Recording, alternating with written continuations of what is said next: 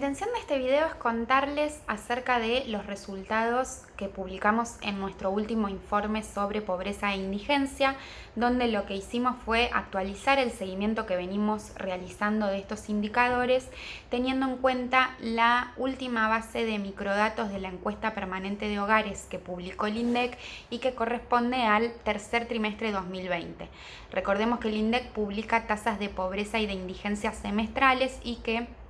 las últimas que publicó eran las del primer semestre 2020. De esta manera lo que hicimos fue actualizar esa medición hasta el tercer trimestre.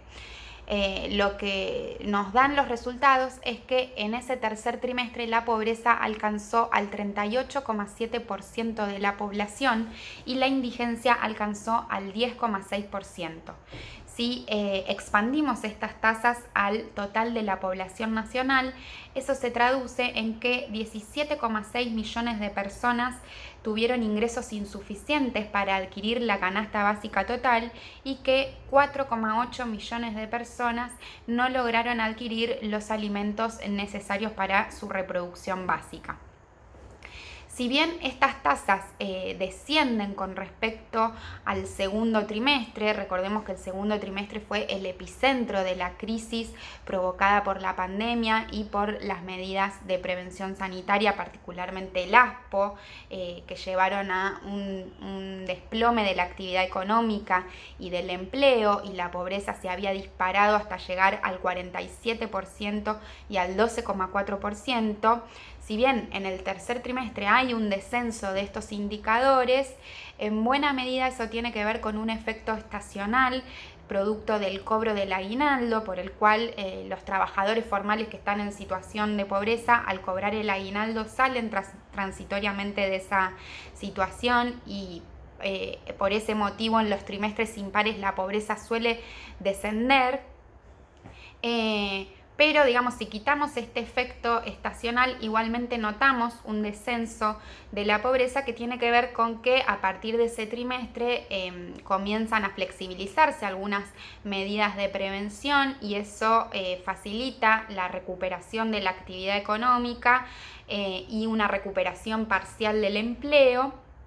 con lo cual cerca de la mitad de las ocupaciones que se habían perdido en el segundo trimestre se recuperaron en el tercer trimestre de 2020. Además, en este trimestre, en el tercero, tenemos un efecto muy importante del paquete de medidas de contención mediante programas de transferencias de ingresos, particularmente el ingreso familiar de emergencia, el IFE, que llegó a cerca de 9 millones de personas y también permitió mantener contenida la pobreza. Sin embargo,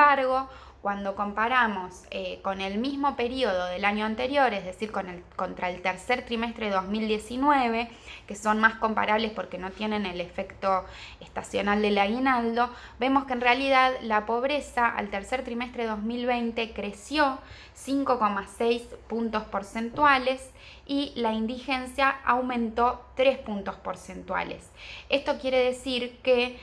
más de 2,7 millones de personas cayeron por debajo de la línea de pobreza y más de 1,4 millones de personas se sumaron al conjunto de personas en situación de indigencia. Con lo cual, digamos, en términos históricos estamos en un cuadro social muy grave que resulta preocupante por los límites que está mostrando la recuperación de la actividad económica, en la medida que luego de lo peor de la crisis, si bien rebotó con tasas de crecimiento importante, fue desacelerándose hacia fines de año e incluso en diciembre de 2020 todavía estábamos un 3% por debajo de los niveles de prepandemia. Digamos, la actividad económica todavía no había llegado a los niveles que mostraba previamente a la pandemia. Por otra parte, a partir de octubre, es decir, ya para el cuarto trimestre, se discontinuó el pago del IFE y eso también va a tener consecuencias importantes en términos de los ingresos de los sectores populares, que además de eso vienen viendo un deterioro cada vez mayor producto de la aceleración inflacionaria. Con lo cual, lo que vemos para los próximos meses, teniendo en cuenta la intensificación que muestra la pobreza frente a los límites de la recuperación, en el sentido de que la indigencia aumenta más con respecto al mismo trimestre del año anterior, proporcionalmente que la pobreza, y eso también tiene que ver con la aceleración de los precios de los alimentos y las bebidas. En la medida que no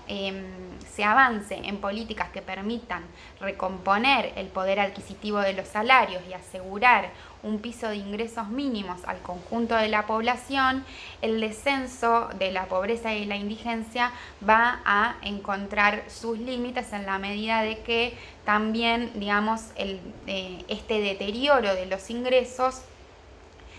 genera un mercado interno deprimido, una demanda que no logra reactivarse del todo y por lo tanto también una recuperación económica que muestra sus límites y que también los mostrará en términos de generación del empleo. Con lo cual tenemos que esperar que salgan los próximos datos del INDEC, que salen a fin de mes, referidos al segundo semestre de 2020, para poder tener un panorama completo, pero ciertamente es necesario poder impulsar la recomposición de los ingresos de los sectores populares para poder impulsar un ciclo de recuperación económica que vaya de la mano de una mejora de la situación social.